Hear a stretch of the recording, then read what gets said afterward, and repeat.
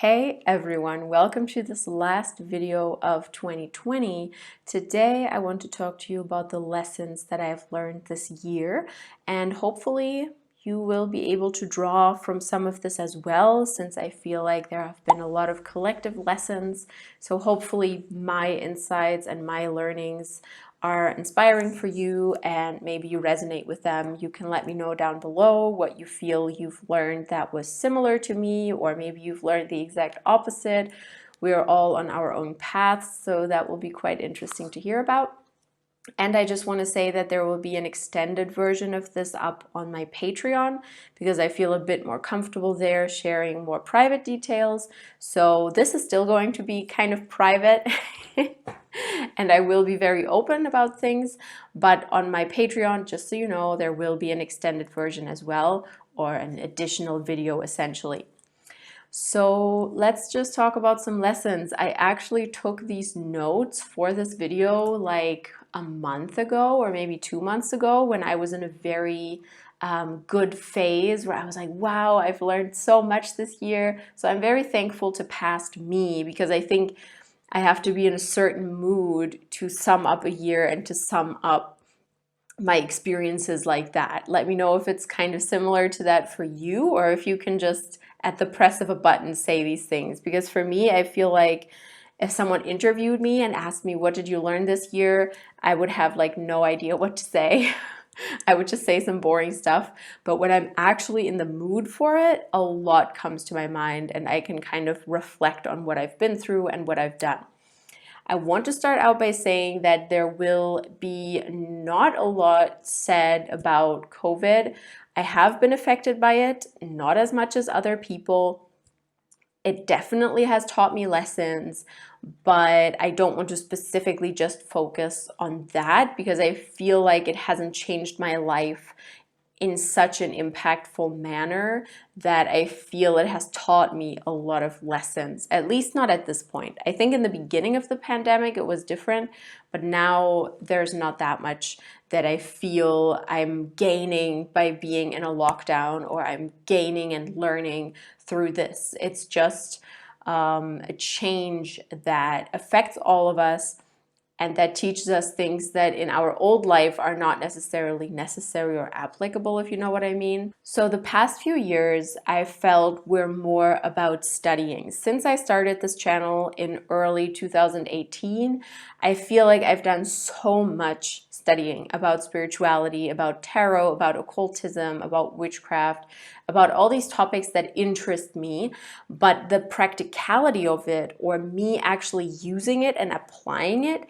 hasn't been very present. And I feel like 2020 was a year where I had to take the learnings from the past few years and actually put it into action in a non-spiritual context. So when it comes to real life, real relationships, real jobs, real apartments, just real life, real family, it's on a whole different level than if you just philosophize about things, or you just talk wisely about some things, or you just talk about your mental health on a kind of abstract level and how your spirituality helps your mental health, which I've talked about on the channel, but I feel like I haven't had to apply it in such a real world context.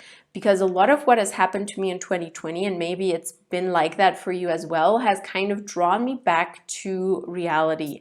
And I haven't relied so much on spirituality as I have in the past. And that has brought me a new perspective on how I can actually apply these lessons. Anyways, so yes, 2020 was kind of like the application year. It already started in 2019 when I got out of my 11-year relationship in December. It ended, and since then I've just been kind of on a journey of rethinking a lot of things. I wouldn't say I'm rediscovering myself or something like this, because I've been doing that the past few years before, ever since I started this channel. So it's not like I have a complete new discovery of who Anya is, you know what I mean? But it has definitely changed me in many ways and has also forced me to engage more with reality. Whereas beforehand in my relationship, I was kind of comfortable, everything was easy, everything was chill. And now there's a little bit more turbulence in my life, and I quite enjoy that. So let's start with the first lesson that is actually very related to my old relationship. Now I realized what codependent relationship patterns I had and how much everything that relates to love and to relationships for me was colored by codependency. Now, to explain to you what codependency is, it's probably better if you just do your own research, but essentially it is a form of overgiving to another person, feeling overly responsible for their life, for their actions, for their success in life, and taking this burden upon yourself and slowly growing resentful over that. So you're not helping them and supporting them in a healthy way, but you are doing it at your own cost, losing your own priority in your life, and essentially over caring for another person. And then, yeah, growing resentful over it so that the other person is also under pressure and they can't do anything right anymore. So this is 100% what happened in my 11-year relationship. And I think it's really important to talk about. Codependency is not overly caring for another person in a healthy way while sticking to your own boundaries. We all care for our partners. We all do things for our partners. There's nothing codependent about that. The reason it becomes codependent is because the other person gets used to it and eventually also loses some of their autonomy based on the fact that you take care of things for them.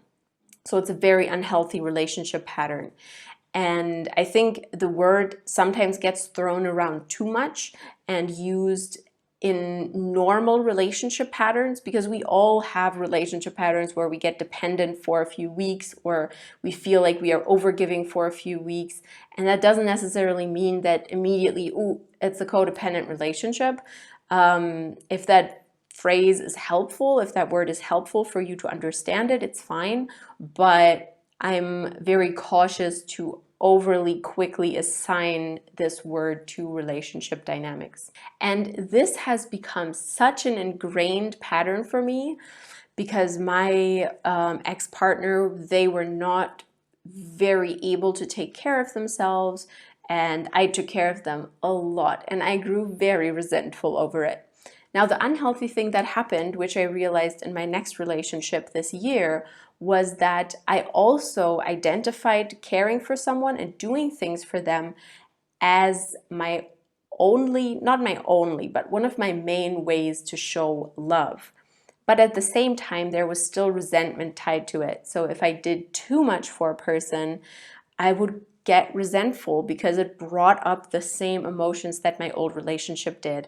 And this year has just been a big workshop of me seeing how codependency has affected my thinking about love and my thinking about relationships, about how I show love, about whether I need to sacrifice myself or not, about how much a partner needs me and how much is healthy for a partner to need me.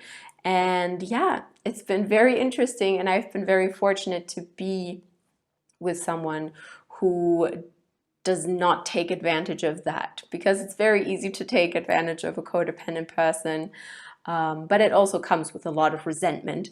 But anyways, so my new partner is not that dependent on me and does not need to be saved or anything like that. And that is incredibly relaxing for me to know. And still, I try to act in these codependent patterns, which is super interesting. And I've been reworking that this whole year, basically, and becoming more present with it, of where I have these tendencies.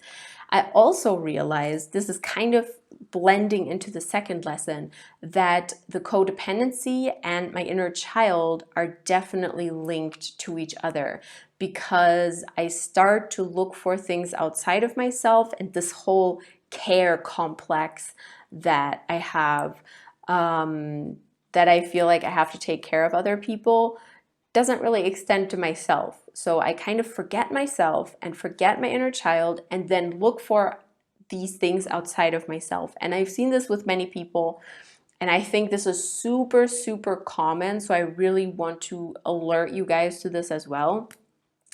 That you need to learn the value of being able to take care of yourself and to notice when your inner child is essentially in need, and when your inner child is what is screaming outwardly, not you as a grown-up, and not you seeking love or seeking affection or seeking attention as a grown-up, but your inner child seeking this. And being present with that, and turning towards your inner child rather than turning towards external people to satisfy your needs and satisfy your need for affection, attention, care, whatever, is very, very helpful. When you become present with how valuable it is to engage with your inner child, it heals a lot of that. And I see that, honestly, especially with a lot of women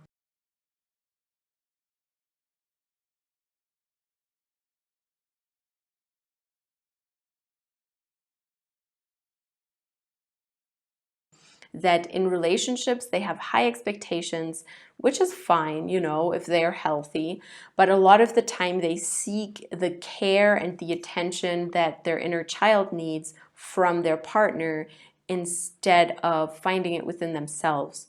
And I think we need to be more aware of that so that we can have healthier relationships. I strongly believe that. So let me know what your thoughts are about that. If you feel like that about your relationships, if you feel like what you expect from others or need from others is healthy or not. A small thing is actually that I realized that my family is a lot more important to me. I think my family has always been important to me, but other members of my family don't see the necessity of a unit so much, or the value of a family unit as much as I do. And I have certain needs in that respect that I feel like I want to be closer to my family members. And I think, yeah, that's just something I realized this year, and that I'm also bringing into being more by just seeing my family more, or inviting them more, or talking to them more. Not necessarily because of the pandemic. I wouldn't say that's so related. I think many people realized the value of older people during the pandemic, but it was kind of before that already. So yeah, I feel like I can connect in more honest and more positive ways with my parents especially. I've also lost contact with a family member this year because of some issues between us, which is totally fine. Sometimes you lose people, sometimes it's just necessary, and it's fine. So yeah, family has been kind of a topic in a negative way as well as a positive way, especially relating to who accepts you the way you are, for who do you have to change, for who do you have to sort of compromise your own needs or your own boundaries. All these things. Now, a big thing that I've done multiple times this year, which is actually funny because you would think during a pandemic it's not that easy to do these things, but I quite often went past my comfort zone and went into a learning phase, and then through a fear phase, essentially, like comfort zone, fear, learning. That's kind of how it goes. First, you're in the comfort zone, then you get fearful of being outside of it, and then you learn things from being outside of it. And I've definitely built a lot of resiliency and a lot of self-trust based on the explorations past my comfort zone that I've done this year. I started a new job, which looking for a new job after having been in the same job for 5 years was already kind of a challenge, because you kind of get comfortable, you know, if you're at the same place for 5 years, it doesn't mean you don't grow, but it definitely means you are very comfortable in that position. So looking for a new job, getting my portfolio ready for it, thinking about my skill set was super, super interesting and kind of anxiety inducing a lot of the time. But in the end, I got a new job, and it was just amazing. It was a whole process throughout which my boyfriend also very much supported me. Funnily, he's a Capricorn, so yeah, and he gives the best job advice. So that totally fits the bill. Then I've gone on a lot of hikes, some climbing has been done, which definitely scared me in the past. I got more comfortable in water because I can't swim. Fun fact about me, I can't swim. I also can't ride a bike. And I wanted to learn that this year. That didn't work out. But anyways, I definitely became more comfortable in water, which was something that took me out of my comfort zone as well. So there were many of these small and big instances. Also traveling, when traveling was allowed. I went to Switzerland. I had really cool experiences there. Injured my foot, but still soldiered through it. And yeah, there were just a lot of amazing experiences that I wouldn't have had otherwise. So I feel like this year actually more happened in my life than happened before, even though it was a pandemic. So just imagine if it had not been a pandemic. That would have been a crazy year. Even crazier in the sense that I would have traveled more, I would have done even more. Maybe it would have even been too much for me. So, but being bound at home, this is also a funny thing, just a small anecdote. Does anyone else feel like if you're an introvert and you kind of go into a more extroverted phase where you open up to the world and for example, I went more clubbing in the previous year, at the end of the previous year. I traveled more. And then the pandemic happened.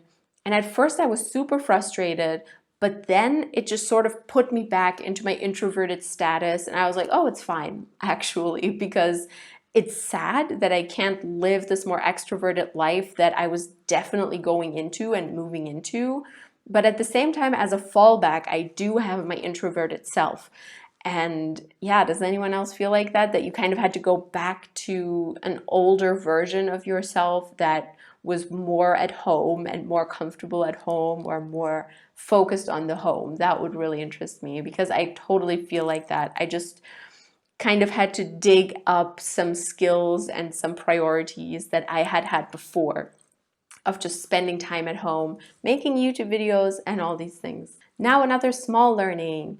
I realized that detaching from outcome and releasing control in a lot of ways helps you get more done. This is especially related to the job process where in the beginning, every application that you send out, you're like, oh, what will the answer be? What is this going to be? What is going to happen? What are they going to say? And then in the end, you just send out like 10 applications a week and it doesn't really matter anymore. So I feel like this need to anxiously attach to an outcome gets replaced with experience. It gets replaced with relaxation, with non-attachment to the outcome, but just being in the process, optimizing the process. I think this can apply to dating as well for some people. If you feel like, sometimes you are very attached to a first date maybe, and you really want it to work, and then you just kind of let go of the outcome, just enjoy what is, and that's that. You don't have to think, okay, this is going to be the relationship of my life, this is going to be the person that I will be with until I die, and all these dramatic things. And it's kind of the same with jobs. I feel in general there are a lot of parallels between looking for a job and dating. If you want to hear more about that, let me know. So yeah, my voice is really raspy today, I don't know why. So the next thing I want to talk about is a very big one. It is the whole topic of Black Lives Matter, of institutionalized racism, of anti-racism work, of colonial thinking, decolonization.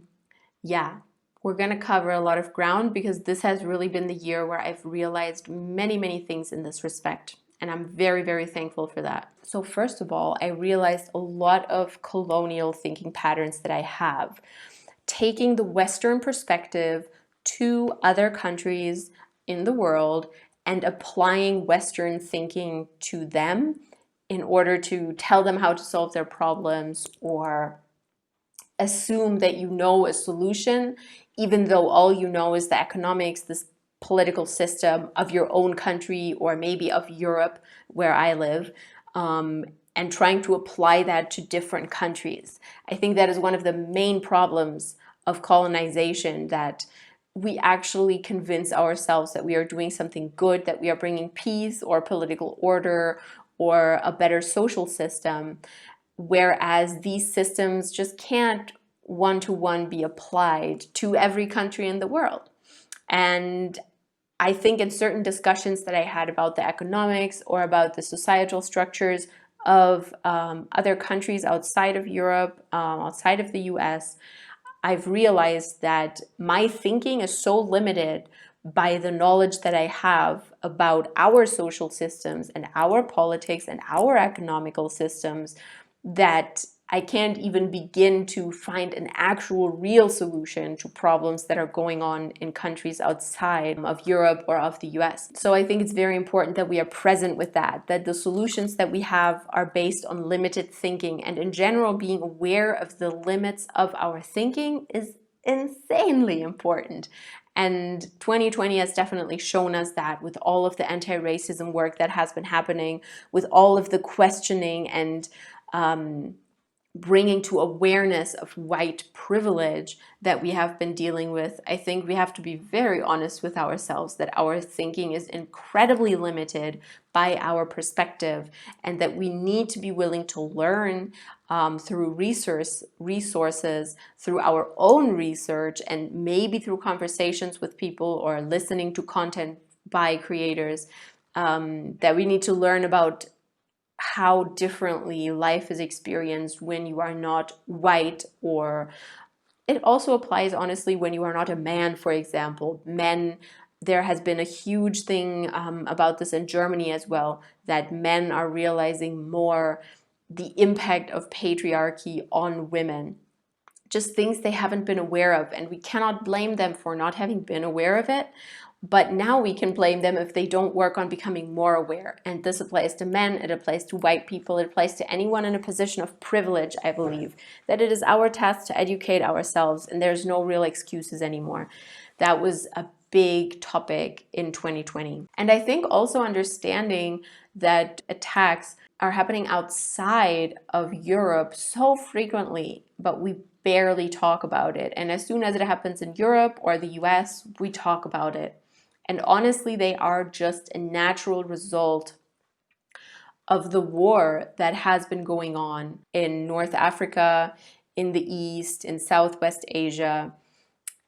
And I think it's super important to see that terrorism is definitely a result of the West killing people in these regions and bringing suffering to these regions. And I think we can't just close our eyes to that the West is responsible for this and has radicalized many people through the colonial actions that the West has taken. And I think this is something that we really need to understand and learn. I know it's not going to change much about the politics, but maybe as people understand this more and more and become present with it more, it can also lead to a change in the politics, at least in the long run. And in the context of this, a big lesson was also learning that accepting advice and changing your opinion doesn't make you weak or stupid. This probably came from my childhood, but I think many people have this issue that when you take advice, you take different perspectives and you change your own perspective, you kind of feel like you've lost or you've done something wrong or you've admitted a fault, and that's embarrassing. Well, it's not. If you are presented with new information and you change your perspective, that's actually a good thing. That's not an embarrassing thing, or it doesn't reflect badly on you. It's simply that you were not educated enough or you didn't know enough, and now you're changing your perspective. It's not bad. Then there is the lesson of validity when it comes to emotions. This is also a big one. I feel like we are very obsessed with saying, oh, my emotions are valid, blah, blah, blah. Yes, they are, but not everything you say during an emotional outburst or during a time of peril or of fear or of anxiety is a reflection of what you actually think and believe. It sometimes just brings up old wounds, which of course need to be healed, but it also needs to be questioned. These reactions need to be questioned. need to be reined in sometimes, so that by healing the wounds that lie underneath, you can actually have more control over how you interact with other people. This also goes for self-pity, which does not have unquestioned validity. Sometimes when you pity yourself, you just have to sort of find it funny. That's what I do. When I'm pitying myself, sometimes I think, okay, you can pity yourself, you can throw a pity party for 10 minutes now, but then it's time to come back to reality and see the facts and not sit in that wound and sit in that pain of self-pity forever. And I think that's a super important skill to have, and a good skill to have, to make room for your emotions, but also not let them completely overwhelm you and take you over. And one last lesson, I always had this feeling that I sort of couldn't keep up with people, especially when it comes to traveling, because my family was poor. I never traveled in my life, basically, not much at least. Or I didn't have certain things that other people had, or I didn't have a massive friend group. I just had a small, very good group of friends. All these things made me feel like I couldn't keep up, or like I wasn't special, or on some level even I wasn't lovable, I wasn't interesting enough. I think this is what dating sort of brings up for a lot of people. And I realized that's totally not true. I have value, even though I haven't traveled the world like other people have, who posted on social media and put it on their dating app profiles and all these things. And yeah, now this mindset seems so far away for me, to think that I'm not good enough in that sense. But I wanted to mention it because maybe some people are still struggling with it. And yeah, even though I always thought like I knew my value, I felt like this was just another step I had to take. Okay, I'm gonna wrap it up here. More on my Patreon, even though this was already super long. Let me know what you learned in 2020, what your most important lessons were. I know I didn't talk about spiritual stuff much because, as I've said, it feels like it was more application this year and more true self-growth based in reality than through meditation or tarot or all these things, which I haven't done a lot of, to be honest, but I'm starting to get more into it again. And getting, as the winter comes, more into tarot, more into meditation, more into spirituality. But throughout the year, other things were just more important. Okay, let me know how you feel, how your spiritual year has been, how your practical year has been. I know it has been super difficult for many people, and I feel privileged that I've had a year that has not been so affected by the pandemic as it could have been. I didn't lose my job, I didn't lose my apartment, I didn't lose my livelihood in general. I haven't lost any loved ones due to this pandemic, and I'm extremely grateful for that. And I value that, and I really hope that it is the same way for everyone, but I know it's not. So yeah, let me know what lessons 2020 has taught you in one way or another. And I look forward to reading your comments, hearing your thoughts. Hope to see you over on Patreon as well. And yeah, thank you so much for watching. Have a great start to 2021. Hopefully it will be better. I'm quite positive about it. Maybe I'll make a video about resolutions. I don't really have any, but anyways, plans at least. So yes, I wish you the best of days, the best of weeks, and I will see you very, very soon.